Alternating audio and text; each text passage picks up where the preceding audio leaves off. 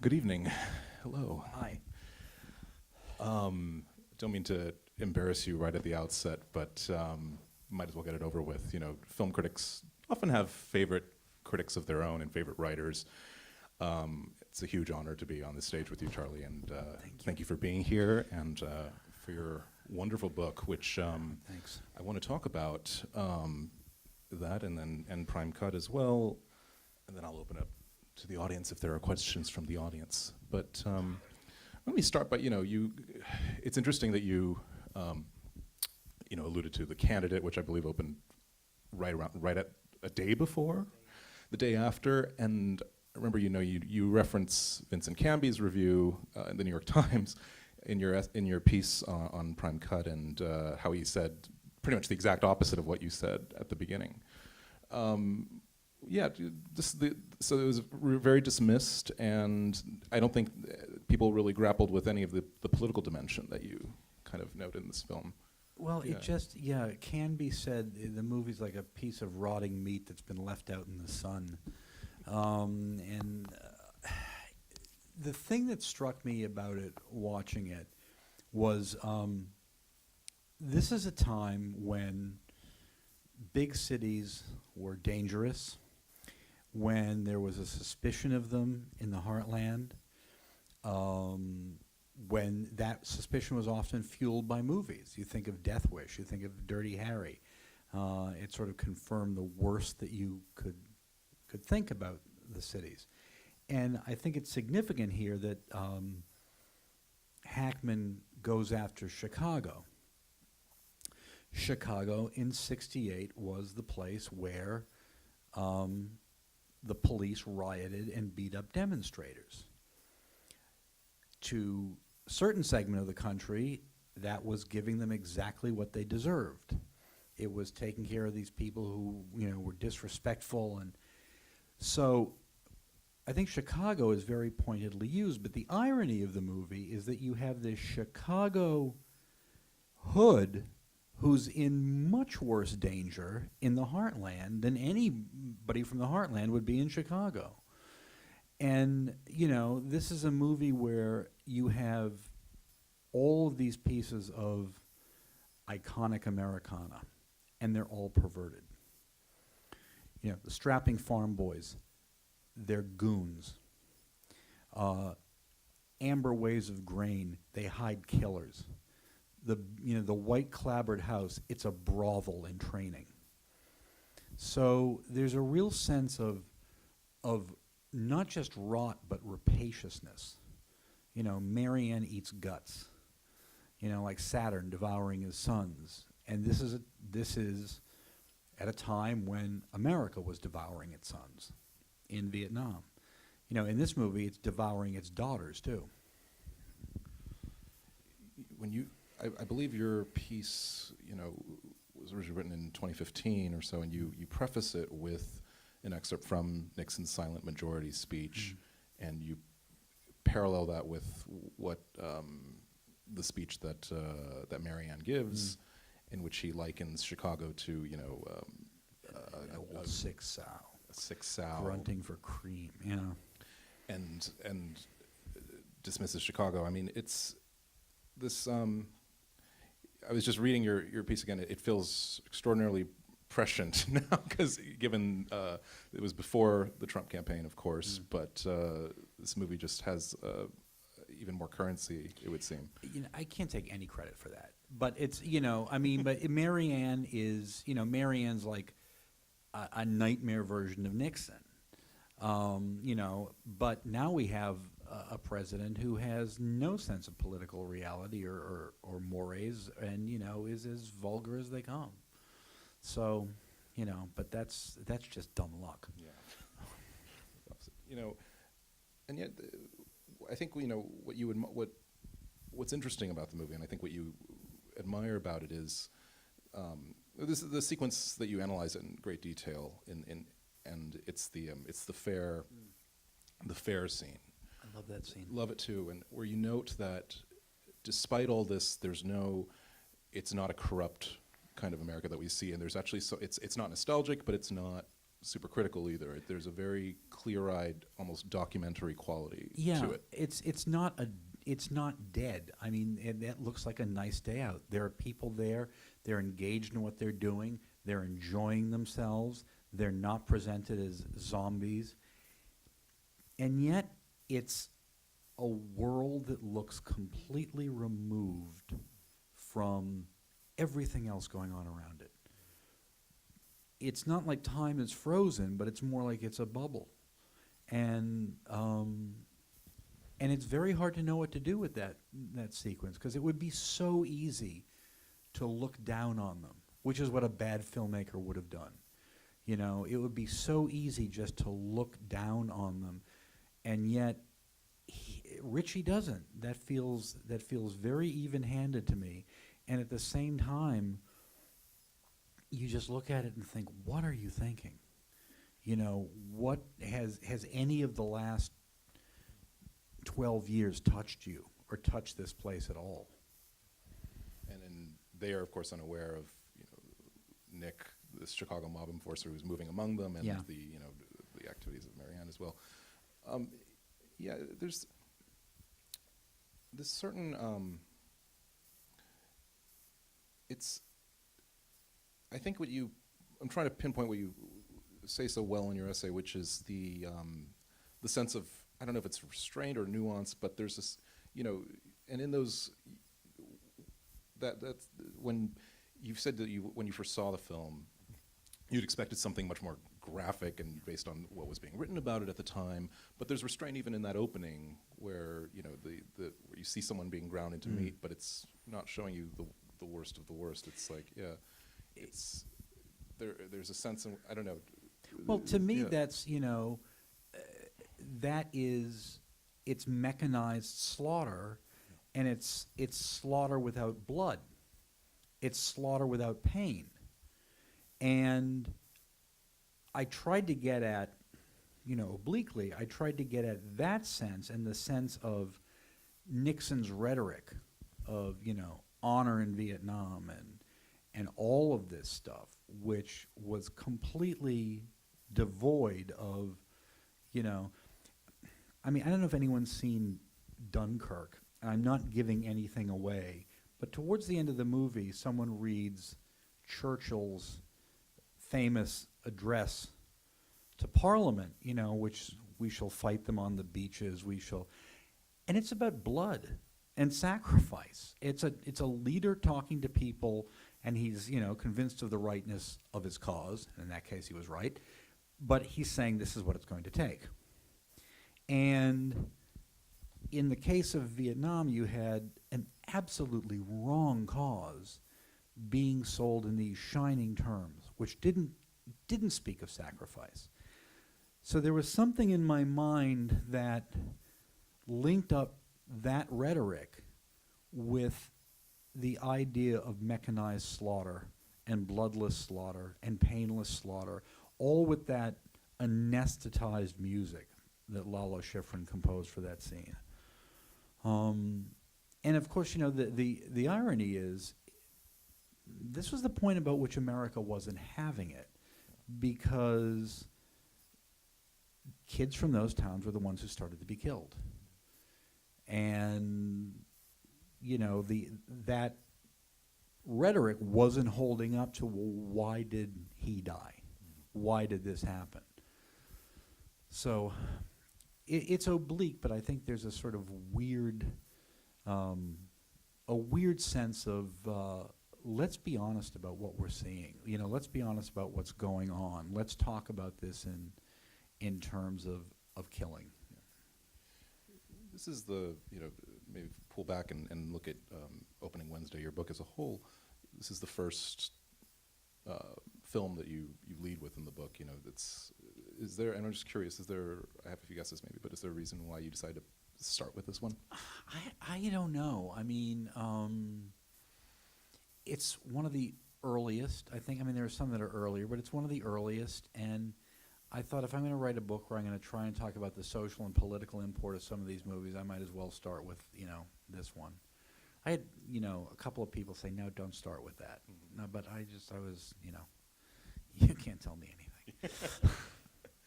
The subtitle of the book, this shadow cinema of the '70s. It's such an evocative phrasing. I think is that your invention? Is it, and what? And I guess describe. As far as I know, it's my invention. It's the title came from the subtitle came from the fact that I think this is the last great period of American movies. I don't mean great things haven't been made since, but the last great sustained period of American movie making. And if you were a critic at that time, I wasn't, I was too young, but if you were a critic at that time, if you look at the release schedules, you were dealing with week after week after week things that needed to be responded to. They weren't always good, but they needed to be responded to. I mean, you really worked, and you had these directors who had grown up watching classic American genre films, and they loved those, but they wanted to do something with them. They wanted to bring this sort of new realism to them that you couldn't do before. In The Searchers in the 1950s, you have John Wayne looking for his niece who's been kidnapped by the Indians. And in 1975, you have that same story, but it's Robert De Niro is a psychopathic, I should say, taxi driver looking to rescue a 12-year-old prostitute. So there was a sense of taking this stuff from the past, bringing it in new tragic terms. Next to that, a crime thriller. The tagline for this was Hackman, Marvin, together they're murder. Who's going to go see that? But a movie like that or car chase movies, they just seem very ordinary. And at the time, they were compared to the A-list stuff. But now, 40 years later, you look at this stuff, and it's not only not ordinary, not only can you not imagine the studio making anything like it today, you can barely imagine a time when studios talk to audiences as if they were adults, which they mostly no longer do. There's so much texture even in it, and I think it's one of your points is that things that were seen as disposable product at that time have more texture, more realism, and more tenderness is a word that comes to me for than I think mainstream films today. Well, this movie looks at what's in front of the camera. I mean, when they're driving into Kansas City in the stockyards, and it's just gray and ugly. And when they're in that field of sunflowers or in that field of grain, it takes a moment to look at it, to just see what's in front of the camera. And it's not, it's realistic. I mean, that's not my highest attribute, because you have to remember, that great question that Peter O'Toole asks all through The Stuntman, how tall is King Kong? And the answer is 18 inches. It's a rubber and fur model. So you have to remember the movies are artificial, but the reality, the realism for me is emotional realism. And that's a great segue to another sequence that you analyze at length is, and I love that scene, seeing it here tonight. Although I think it's, as you point out, it's complicated too, is when Nick and Poppy are in the restaurant, and I love it's all just told with just no words and facial expressions, and the kind of the boorish, judgmental eyes, but then. And he's trying to protect her, but then, can you just talk a little bit? I feel like there's so much going on in that scene, and yet, as you point out, there's this kind of, leering, exploitative quality to it. Yeah, that scene is. But what part of the reason that scene is in the movie is to get Sissy Spacek's breasts in the movie. Let's be honest. But it's still an amazing sequence to me, because if this is what was, in some way, respectable adult life. There used to be restaurants like that.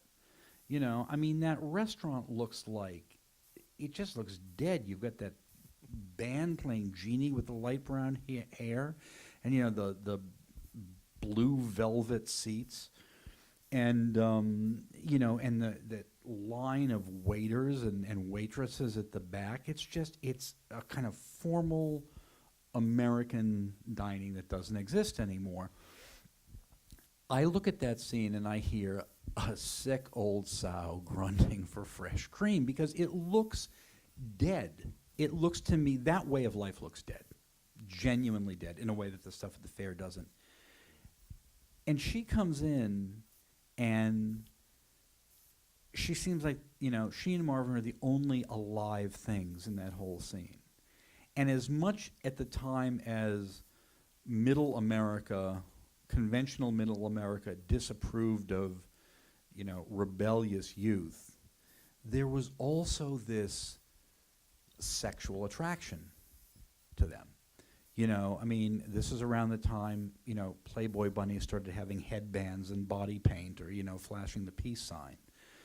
Or you would have scenes in movies where, middle-aged men would be leering at nubile young hippie girls. And yes, it's gross, but at the same time, if you're encased in the world that scene shows us, of course you're going to respond to youth. Of course you're going to respond to that. And of course, and basically you've got to be dead not to respond to the young Sissy Spacek. It's what I think makes your book so fascinating as criticism is because as you point out, you're not, with the exception of Bring Me the Head of Alfredo Garcia, that you don't think these are necessarily masterpieces, neglected masterpieces.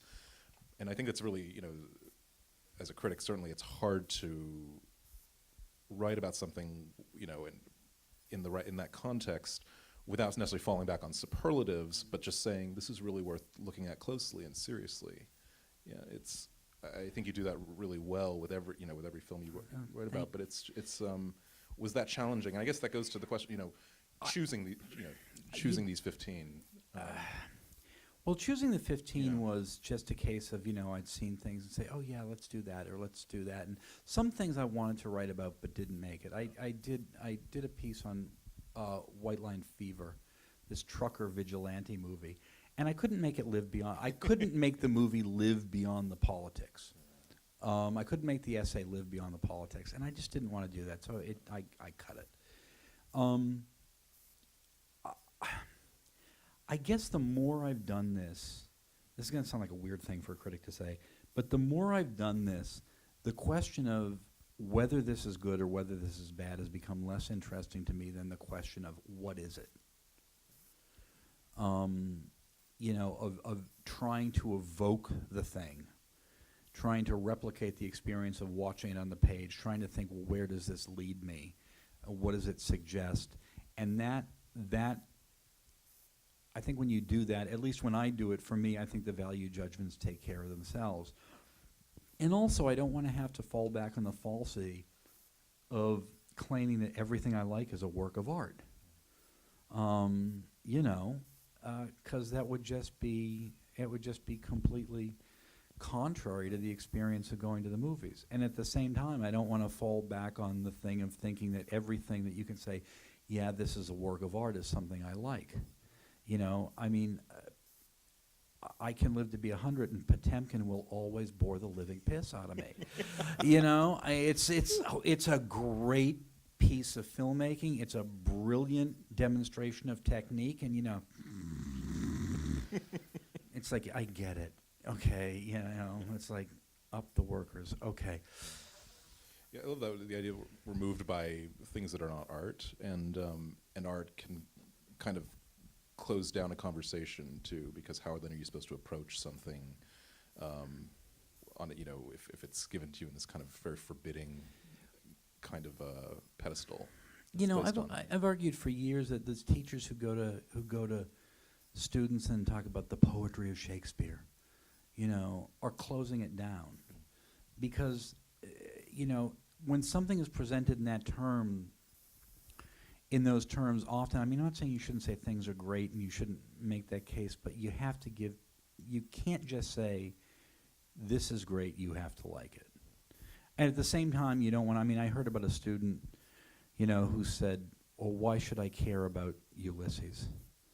I mean, the answer to that is, why should Ulysses care about you? But I, art is used too often to sort of, and there are people who still, if you say, I don't like a certain director, or I don't, appreciate these films, but how can you say, it doesn't work for me? The internet, of course, has exacerbated this to the nth degree. Yeah, it has, but it yeah. also, in a way, it's also, opened up people being able to talk about movies like this. And, I mean, I think of the internet as a curse, I mean, in a lot of ways, but opened up people saying, oh, I remember that, or this had something, and this, this moved me, or I've carried this in my head for a long time. I think you've been asked this before, but and I'm going to ask you again because I think the answer is usually pretty entertaining. You touch on Star Wars, the other 70s phenomenon in your book, and it's hard to write a book about 70s cinema without, at least mentioning Star Wars. And you've said that George Lucas destroyed American movies. Yeah. Yeah. Yep. I'll stand by that. Yeah. Yeah, I mean, I said the two filmmakers that destroyed American movies were George Lucas and Ronald Reagan. I talked earlier about those directors who took classic genre films and wanted to bring, a new sort of realism to them. Lucas just wanted to replicate these old cliches with a shitload of money behind him, and that's what he did. I mean, there's one great movie, I think, in that cycle, which is The Empire Strikes Back, directed by Irvin Kershner, which is something like science fiction noir. But, you did that, and all of a sudden, and by the time Star Wars came out, the audience that there was for these movies in the 70s had already started falling away a little bit. Not taking chances, not going to things. So you have this, and it makes a ton of money, and studios start to say, oh, okay, we can do this. And then 3 years later, the country elects Ronald Reagan. And Reagan basically brings back every cliche into American life. Suddenly that white picket fence and, small town America, which he helped to destroy economically, all of that stuff these are where the values are now. These things, and you start to see that. I talked about this a little in the book, but you start to see that in the movies. You have terms of endearment where, the mother sacrifices and stays in a loveless marriage for the sake of the kids. And finally, the nadir of it to me is Field of Dreams, where you have those 60s rebels saying, oh boy, we sure did bad things and we were disrespectful, and baseball will make America clean again. And it just, you sat through watching that and you could feel the national IQ sort of dropping while you were sitting there. So yeah, I think that there's a sense of a retreat that has never really gone away. In this kind of cinematic paradigm that we're in right now, I'm curious, I know you probably wouldn't know the answer to this unless you were writing maybe several years from now, but even in the past, I guess the 2000s on, have there been hopeful examples? Do you see kind of a shadow cinema of the 2000s? I mean, what would be, I guess, just some under the radar films that you feel have that kind of texture and well, I talked about a few of them at the end of the book, and occasionally these things come out and they never last long. In Time, was that the name? Yeah. The Andrew Niccol. Yeah.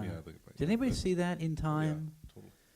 It's it's this movie with Amanda Seyfried and Justin Timberlake, and it's set in the future where time literally is money. You are born with a clock in you, and at 25 it starts to tick down, and you work to earn time. So it's like, you want to buy a cup of coffee in the morning? That's 3 minutes off your life. So it becomes this literal metaphor for money and work taking time. And of course, the rich don't have to worry about this. That came out in the middle of Occupy Wall Street. And, I can remember the shock at the critic screening. People saying, did we just see a Marxist movie? It's like, yeah, you kind of did. So that And another one is, oh God, now I'm spacing. What's the movie with Kerry Russell, the UFO movie? Dark Skies, thank you. Yeah, this UFO visitation movie called Dark Skies, which is really, really unsettling. I went to see that because a friend, a fellow critic, said, you might take a look at this. And I didn't shake that thing for days. It's about this middle-class family, and they're started being visited by these alien visitors. And the thing about it that makes it so unsettling is that this life looks just the same as it always does to them, and yet something is wrong. And so it becomes this sort of sense of people living their lives and trying to get ahead, but they can't get anywhere. Something is different than the way it's supposed to be. So, but you see these things, and I don't know. I mean, it's, even the big hits are in the theaters so comparatively so briefly now. It's a little hard for something like this, so they may be out there, but I think they're coming from somewhere other than the mainstream right now. And it's sort of hard, something you wrote, it's a little hard to talk to people about something like The Shallows, the movie that was out, the Blake Lively movie, where she's, fighting a shark for 90 minutes, which is this brilliant piece of genre filmmaking. I mean, it's beautifully conceived and beautifully sustained for 90 minutes, and it's clean. It's cleanly made, and you have people now spending $250 million on movies, and you can't tell what the hell's happening in it. I mean, you really can't tell. One of the reasons people were so excited about John Wick, and I think, although I have a lot of reservations about it, Atomic Blonde, is you can actually tell what's happening in those movies. You can actually tell where people are in physical relation to one another. And, most big budget action filmmaking now, it's as if someone turned in a novel and, couldn't grammatically put a sentence together. Yeah, I had very much that reaction to Atomic Blonde, where I could, take or leave the material, but just the craft of it was just so exhilarating, partly because it's just so rare. Yeah, I mean, I could watch her drink Stoli and smoke for, hours. I didn't even care what happened. I just said, just get her another drink and I'll sit here for 2 hours. I want to open up to the audience soon, but one more question, I guess. You wanted to ask you about Pauline Kael, who I think is very important to you and to the book as well. I mean, you reference her throughout. She was obviously writing about movies at that time, and in your acknowledgments, you say that I get the impression that she might have sort of lovingly disapproved of some of your ideas, but at the same time, I feel like the spirit of the book is very much kind of in her mode of, looking at things that people would dismiss and and respecting and taking pleasure seriously. I mean, what do you think? Could you just unpack more what you think she'd make of the book? I don't know what she'd make of the book. Okay, since you brought it up, I'll answer this. This is not a subject I talk about publicly because in the conversation about Kael, the public conversation about Pauline Kael, in my opinion, the idiots have won. And there is such an ingrained false idea of who she was and what she was that it becomes very hard to say something about it without being accused of just being a brainless follower, which I have been accused of on many times. She was a very close friend. Before she was a close friend, she was the writer who taught me that I could bring everything I had to bear on a subject. I could say what I really thought about something. I could bring my feelings. I could bring my experience. I could trust my instincts. They had to be educated instincts, but I could trust my instincts. And that was very challenging and very liberating, and it's a damn hard way to write. And I was lucky enough to know her and to be a friend. And we all know the sort of image and the idea that has that has come to light, which is this idea of this controlling person who demanded loyalty and demanded that everyone fall in line and have the same opinions on her. And that is the line that we get in various hatchet pieces and memoirs that have been written, some by our colleagues. And whenever I read those, I'm struck by two things. These people, and they're always men, say, well, you couldn't disagree with her, and she would cut you off if you disagreed with her. And I always think two things.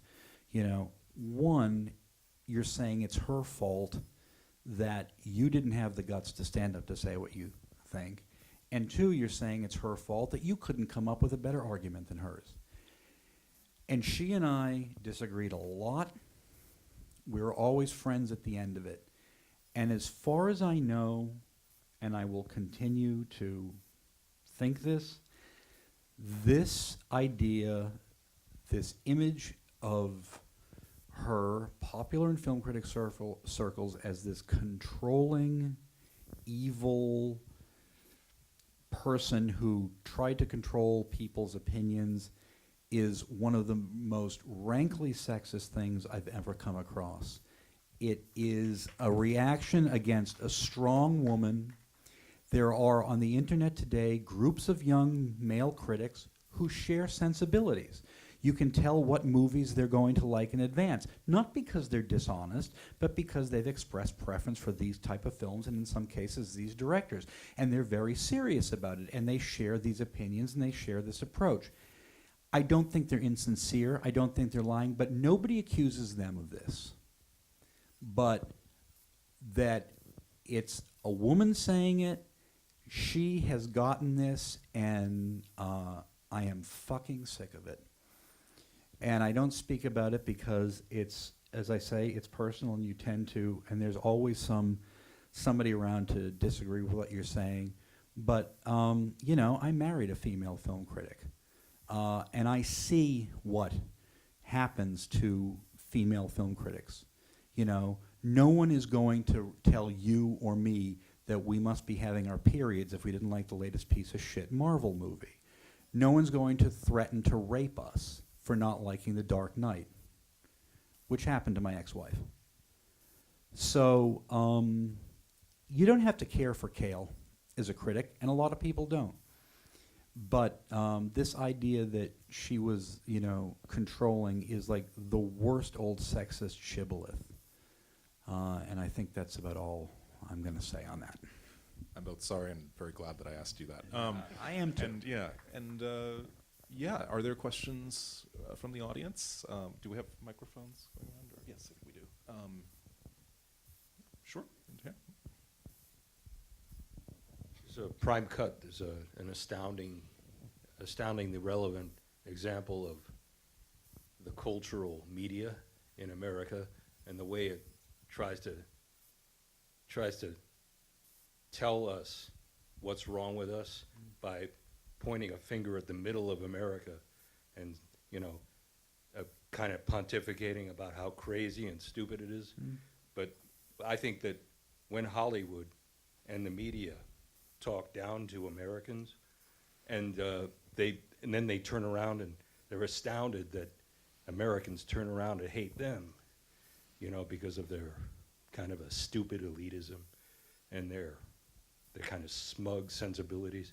They try to pretend that the people in Kansas are crazy and stupid, but in fact they've made a movie that's crazy and stupid. And that seems to be what Prime Cut was to me. Who do you think was responsible, was directly...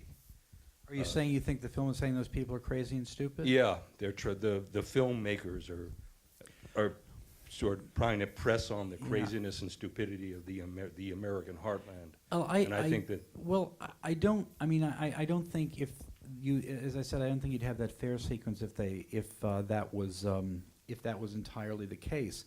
I mean, I understand the condescension you're talking about, but it's at some point, I mean, if we're going to extrapolate this into today, it's a little hard to say, we don't want to be condescending, but at the same time, are we going to hold people responsible for their actions? I mean,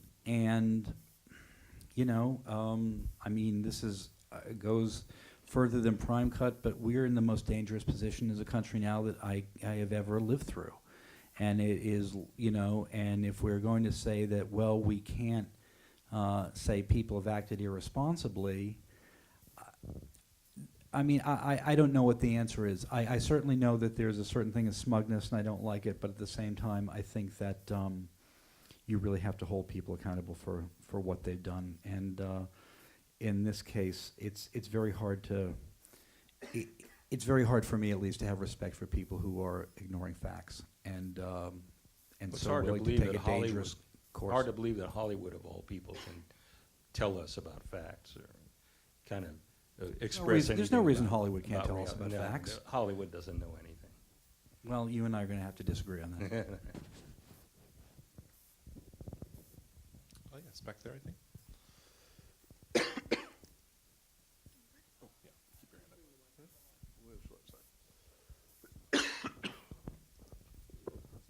So hello. Good Hi. evening. My name is Anthony Booth. This is my first time seeing this movie. Okay. And it's beautiful. But for both of you being film critics, if I may ask, what is a characteristic you believe today's filmmaker should carry? That they should have? Yeah.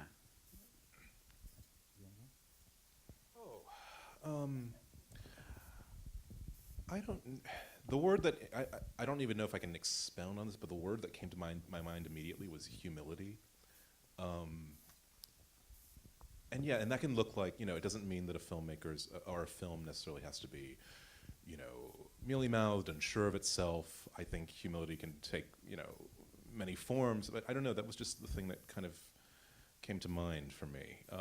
I like something that kind of, approaches me sometimes rather than, demands that you come to it. But then there's exceptions. I mean, this is not, I think it's, I don't expect the same thing from every film or every filmmaker, and I'm just kind of rambling off the top of my head, that's just the word that came to mind. I'd say craft. I would like to see, even if I don't like the films, I would like to see a Hollywood or mainstream movie making where people understand how to coherently put a film together. That too.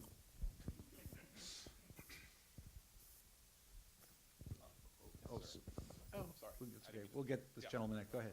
Do you want to? No, go ahead, and we'll get this gentleman. Well, I'll echo Justin's comments earlier and just thank you for being here and to say I'm also a longtime fan of your work. Thank And I you. just wanted to ask you, and you touched on this a little bit already, Prime Cut is a great example for this. The challenge of writing about movies that are pretty good, that have things in them that are worth talking about, but also things in them that maybe are offensive or difficult or kind of thorny and icky, and how did you kind of deal with that? Was it a challenge in writing the book to not feel like you were sort of overselling any of the movies that you were writing about? Well, you want to be, honest about that overselling. I guess offensive or icky, you just have to acknowledge it. And if you think something's been, is been falsely accused of being offensive, you have to sort of say why. If you think it's offensive, I think you have to say why, especially if you still like the movie. I mean, and I think that's important now when another film writer, Kim Morgan, who's going to be here tomorrow night, said to me recently, I don't think she'd mind my saying this, that she feels like a lot of times she reads criticism now in their op-eds. It's, it's a checklist of did I have this correct attitude? And, movies aren't tools for social justice. Art isn't. And you have to sort of sometimes say, you have to acknowledge, yeah, these things are here, but you need something other than a culture that's primed to feel offense, which is, I think, what we have now. There's a gentleman right there. Well, this has been a great conversation. But I want to go back to this question of craft, because one of the things I think that's so interesting about the relationship between these films, which are, as you say, they're not undiscovered masterpieces, and Prime Cut, one of the things that's so amazing about the movie is it's really well crafted, but you also don't really notice the craft happening until one sequence, which for me at least was the Thresher sequence. Yeah. And seeing it on the big screen for the first time, you realize he's really announcing this is a big sequence, and then it becomes a kind of Hitchcock homage. So, you know. It also looks like a movie. Yeah, that's you know, right. I mean, the thing about the scene through, it's like, you know, flickering frame by frame, which I'd never picked up until I saw it on the big screen. And it also culminates in the most, I think, to me, visually expressive moment in the film about the idea you talk about, this voraciousness, because literally the Thresher is just destroying the city car. But this consciousness of craft that appears in a lot of these films. I mean, like Two Lane Blacktop ends in probably the most conscious act of craft from a film that maybe you're not expecting for. As you were writing about the films, how did you, what do you feel about that kind of relationship between craft and consciousness or awareness? Well, it's like you said, people always, one of the great Hollywood directors, William Wyler, they always talked about invisible direction. I mean, you can look in those movies and see his choices and see these things there, but they don't announce. I don't mind if something announces itself. That can be fun, but I don't know. It's just like even bad movies used to be expected to make sense. You used to be expected to figure out what goes on in them, to be able to figure out what goes on in them. That was just the same way that, the guy writing the ball scores for the newspaper was expected to be able to put a sentence together. If you were making the worst B-movie programmer, you had to make it coherent. And that's just, and now movies are spectacle. Boom, boom, boom, boom, boom.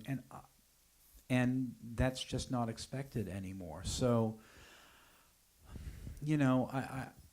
if it stood out, I feel a little like Kraft, what Elmore Leonard said about writing. If it sounds like writing, I rewrite it. And if it's a little too obvious, you want something that serves the material, that serves the emotion. That's not really much of an answer for your question, but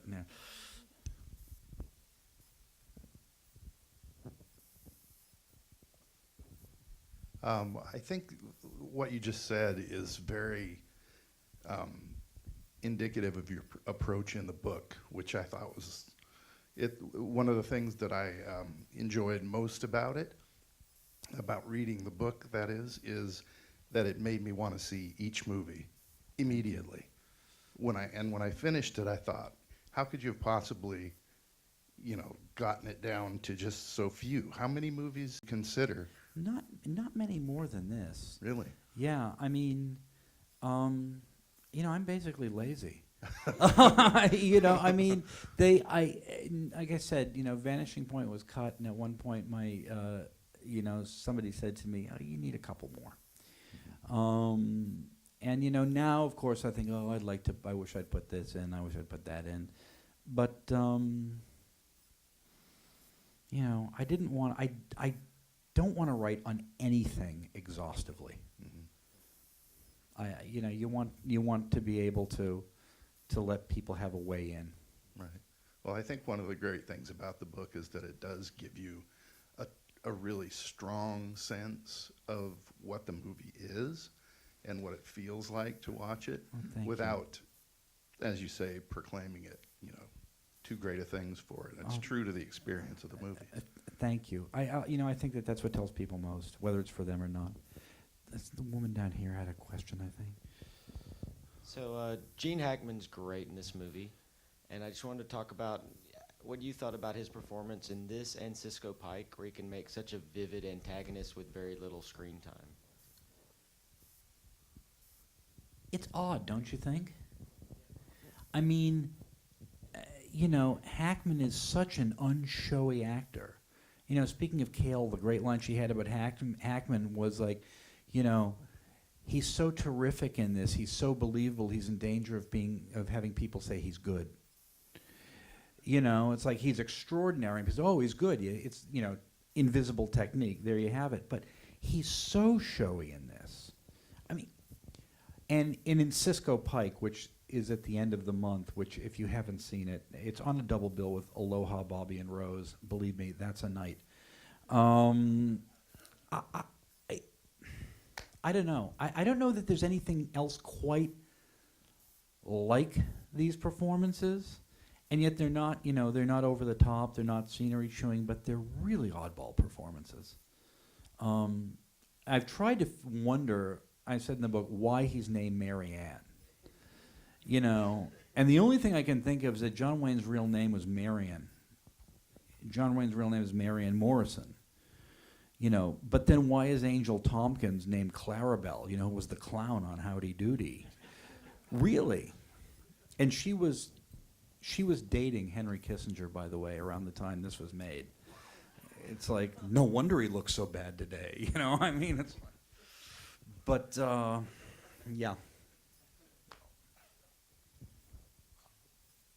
Anyone?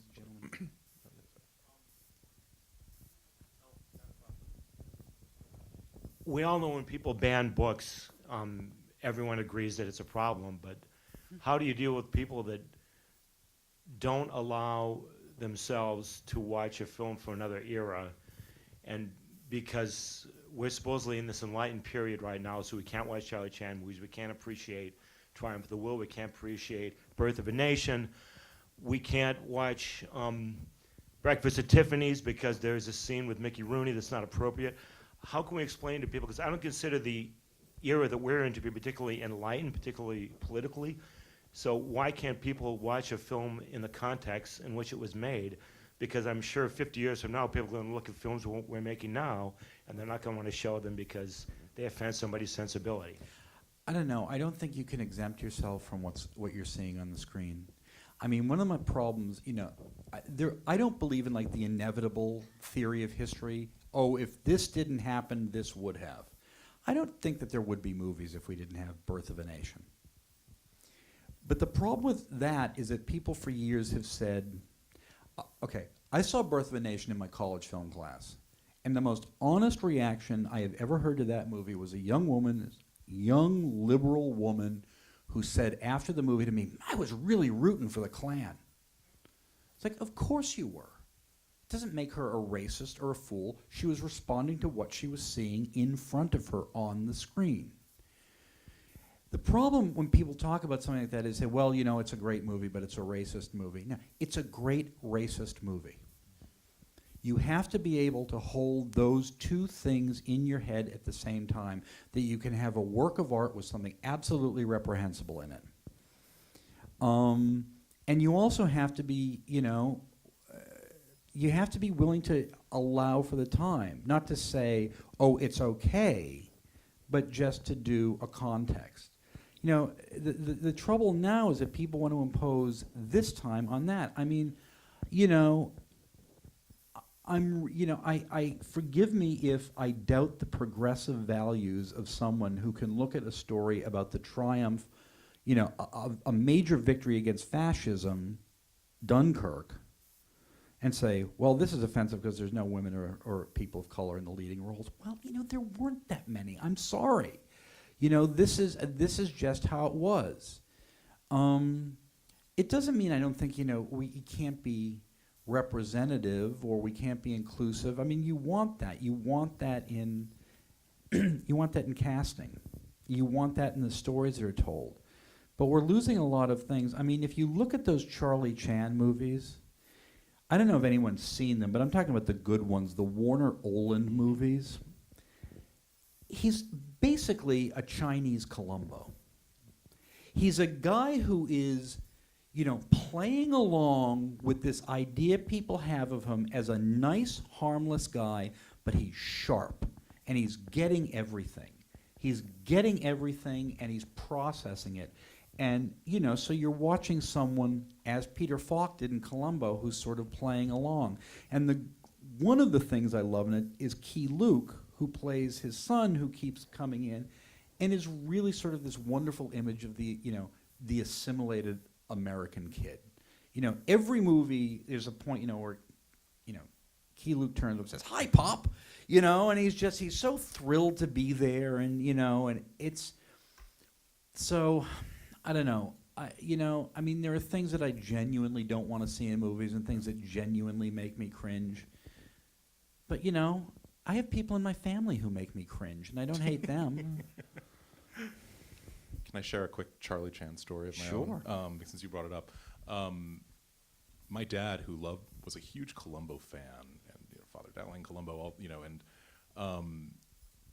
an early review assignment I had was to review a box set of Charlie Chan DVDs and Mr. Moto DVDs also with Peter Lorre as Mr. Moto.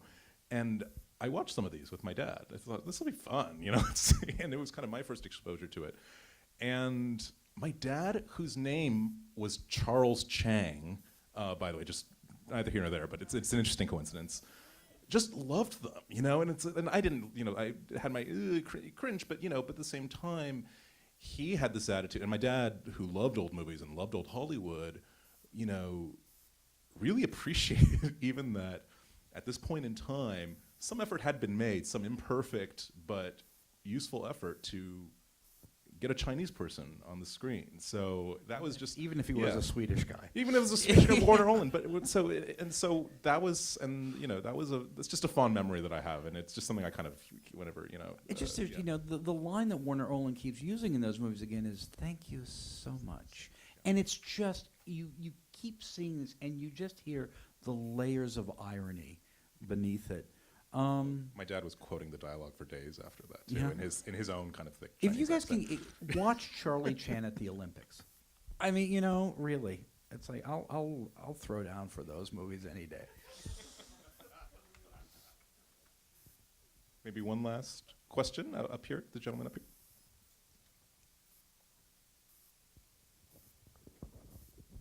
I'm glad to hear you refer to the 70s as the last great golden era, because I agree with that. And I get wistful for golden eras, and I try to think back, okay, why did these exist, and why don't they anymore? And I think part of it is that major studios made these movies, and then you think, how weird in the 1970s that these, very kind of downbeat movies that were very quirky got made by major studios. So I guess my question is, how did that happen?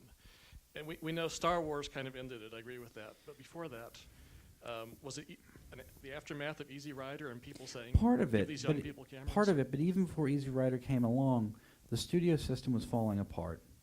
You had 3 or 4 movies that were in the minds of the old studio bosses, the type of thing that would be gangbusters, and they all flopped. Dr. Dolittle, Star, exclamation point, with Julie Andrews, Hello Dolly, and Paint Your Wagon. These things were colossal flops. And suddenly, the studios realized, well, we don't know so much what audiences want anymore. And they didn't really understand because it was a new, younger audience. And there were things like The Graduate was a big hit, Easy Rider was a big hit. So it was studios who didn't know, who were no longer certain what would make money, willing to take a chance. It was young audiences who were eager to see something of the reality of their own lives on screen, and the directors who, as I said, had grown up with these Hollywood films and wanted to make their versions of them. And that's the confluence, I think, that came together. And it wasn't all great. I mean, I thought there was a lot of cynicism and a lot of, you can laugh at the orphans running free at the end of Prime Cut, but the movie believes that, it's possible to make a decent choice. So it was just one of those times where it was one of those instances where things cohered, where directors found an audience. And not every film found an audience, there are some things that didn't in that time, but, I think we're out of time, but we're Yes. grateful to you for bringing these Grateful films to to you. us. Thank you. And to the Thank UCLA you. Film TV Archive, and thank you.